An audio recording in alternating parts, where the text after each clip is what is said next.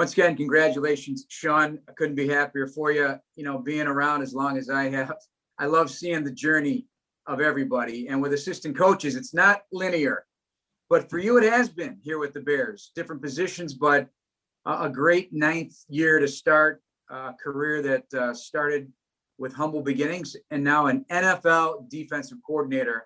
As it set in, how does it feel? And you feel you reach one of your milestones? Yeah, it's very humbling. I'm obviously very gracious for the opportunity that Coach Matt and Ryan and Mr. McCaskey and Mr. McCaskey and Ted Phillips have given me. Like you said, it started humble beginnings, and I hope to continue it that way too. So it's exciting. The first week was over the moon, and lots of things going on, and a little bit stressful. But it all comes with the job, and since it's settled down, and it's just been great. What's the very first thing you did when Matt Nagy told you were the Bears defensive coordinator? Oh man, I was so I took the call. I was at home, we were off. I took the call, went upstairs because my kids are running around all over the place and loud. So I went upstairs to get in a quiet room, and I think I just took a deep breath.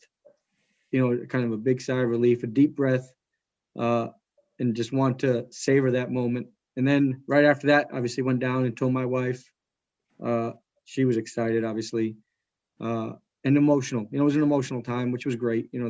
Told my kids, and then get the parents and the family involved. And obviously called Vic early. Vic was one of my first calls as well, just because of the impact that he's had on me.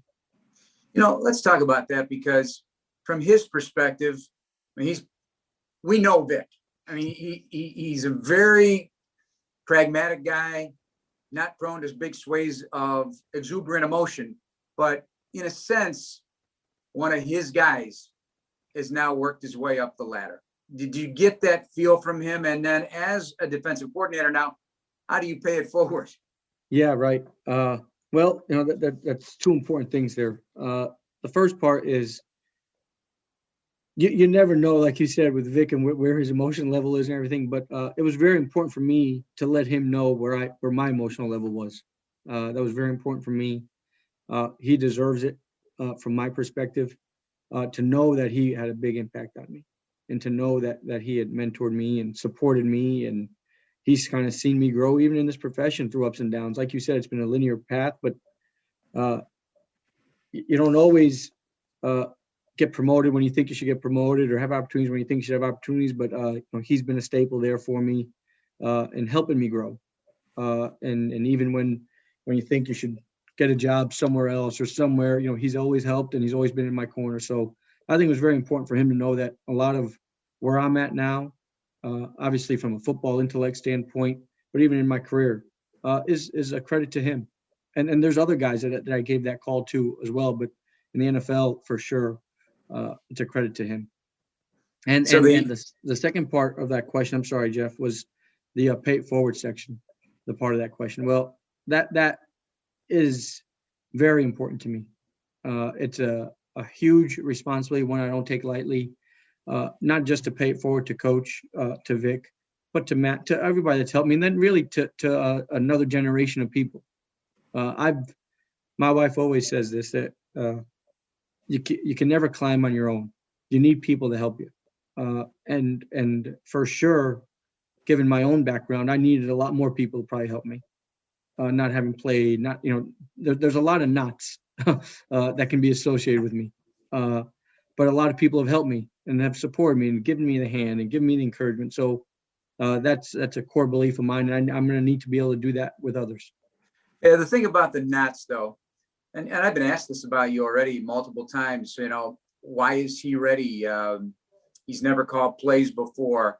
And I try to explain to people that if there are coaches who have big dreams, and not every coach wants to be a coordinator or a head coach. They are totally fine being a position coach. They are constantly thinking the game. You're calling plays in your mind. You're strategizing. And I bet you're going back thinking about what you learned from Mel and him, or Mel and Vic and Chuck, and going through, well, this is maybe what I would have done, or this is a different wrinkle to the plan. Am I right? Yeah, I think I've always, like I said, in all the roles I've been in, and obviously in the NFL with Mel, Vic, and Chuck as my coordinators, uh, Al Gold and Frank Spaziani. Doug Martin was my offensive coordinator at Boston College, and I've coordinated and I called plays on special teams everywhere I've been in college.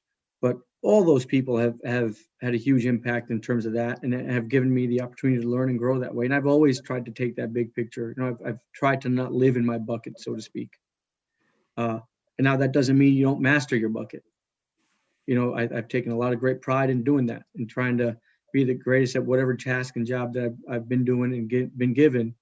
But that also doesn't mean I can't grow on my own time. And I think that's a thing that I've tried to take that perspective of any chance and opportunity you get to grow, you got to try to use that for good, bad, or indifferent. I've learned things I shouldn't do because I've seen some mistakes from other people that I think are mistakes or that they've told me are mistakes. And I've learned things I should do. And I've seen that from other people doing it. And so try to be very observational, try to be very reflective.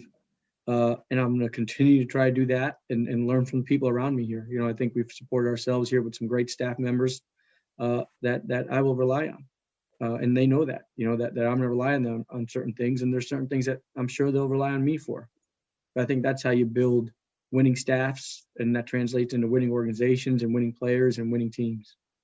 And in the locker room, obviously because you've been there and a lot of these guys know you, I think it's a term of respect, including endearment when they call you Doc, given your educational background. You are Doc, but, players will forever just want to be told, okay, tell me where I need to be, tell me why, and put me in a position to succeed. It sounds cliche, but really, when you boil it all down to the basics, isn't that what we're talking about here? And they come to you already with a lot of those questions. So do you feel you'll be able to command that room despite not having all those knots?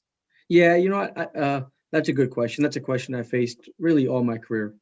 Will you be able to command the room? Will you be able to do this? And I think I've proven that time and again in all the different roles I've been in, whether it's been a special teams coordinator, a running back coach, an outside linebacker coach, a quality control, safeties coach, that the commanding of the room and the respect comes from trust, right? It comes from me earning that with the players. And how do they do that? Well, in my experience, they do it through knowledge and all those things that you can provide them in terms of the whys and the hows and for them to see their fit and their vision clearly and how they can succeed within a defense.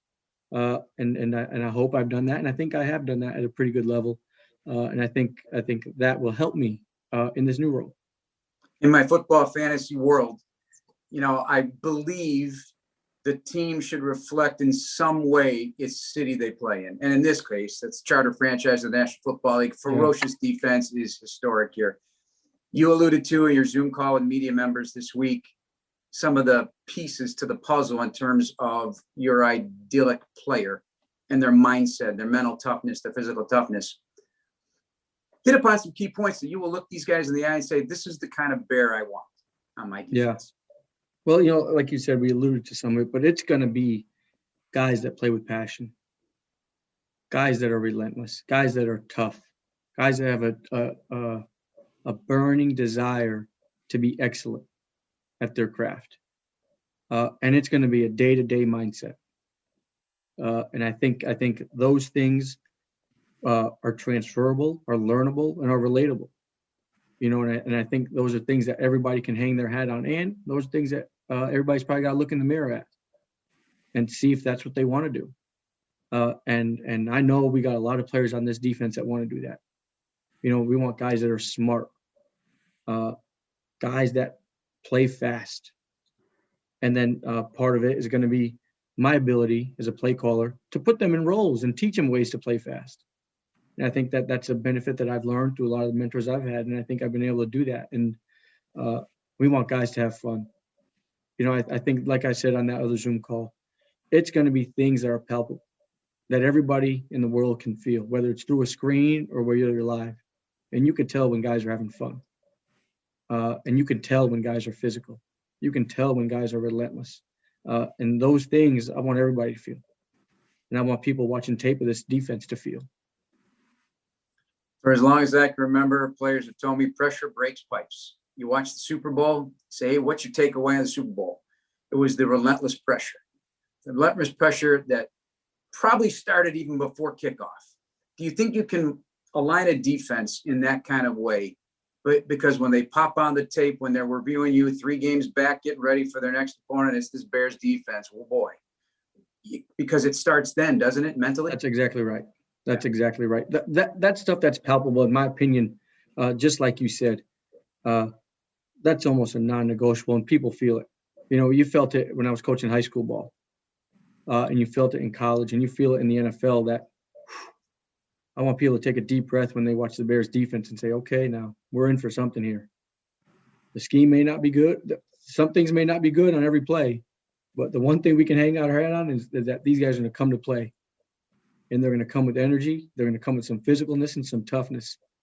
And then when we match the scheme and the buy-in from these players to perform and execute at a high level, and I think the sky's the limit for our guys. I also like what you had to say, and your belief is, this is as you put it, a tune-up, because you got great players, not good players, great players at every level. And that's important from the jump, but keying in on those and maybe creating other roles for players that also become touch points for leadership and direction. Isn't that what we're talking about here? Because you put all the grapes in the same bucket, move them around a little bit, you get a different kind of wine, so to speak. That's right. That's right. And I think you hit it on the head. We do have great players. And to me, and our players will know this, the difference between good and great is a choice. It's a daily choice on how you want to present yourself and how you want to be. And I think our players embrace that choice every day. And we're going to challenge our guys to be great every day.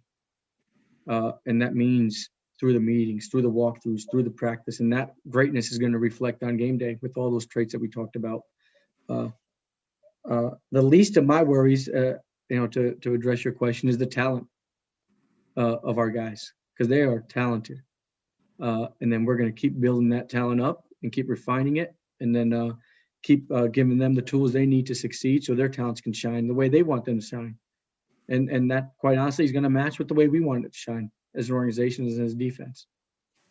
In this position now, how would you assume your characterization will be as a coach? Will you be fiery? Will you be you? Will you be the guy we see on Zoom? The very thought-provoking, congenial personality? What do you think? Yeah. Well, or yet to be determined. No, well, I think you're going to see a mashup of it all. Obviously, I'm a thoughtful individual, and I pride myself in education. And our players have seen it. There's been instances of fieriness for me where I think that's appropriate, and those guys want to feel it, and they're going to feel it from me. They're going to get the energy. They're going to be challenged, mentally and physically. And I think they're going to see that we're going to have certain standards and demands that they're going to live up to. And it's going to be the product because of living up to those standards and demands, which have obviously are going to be set with the 2021 defense in mind. But as you know, there's a certain level of standard of play expected by Chicago Bears defense since the inception of this franchise. And we're willing and able to accept that standard and surpass it. And I think that's going to be important. Like you said, every team sometimes has to take on the culture of its city. And we're not going to shy away from the toughness and the grit that this city's built on, and this franchise has been built on. And there's a little bit of extra pressure on defense, but that's why we want to do it. All right, Sean, congratulations. Go get them. Thank you, Jeff. I appreciate it.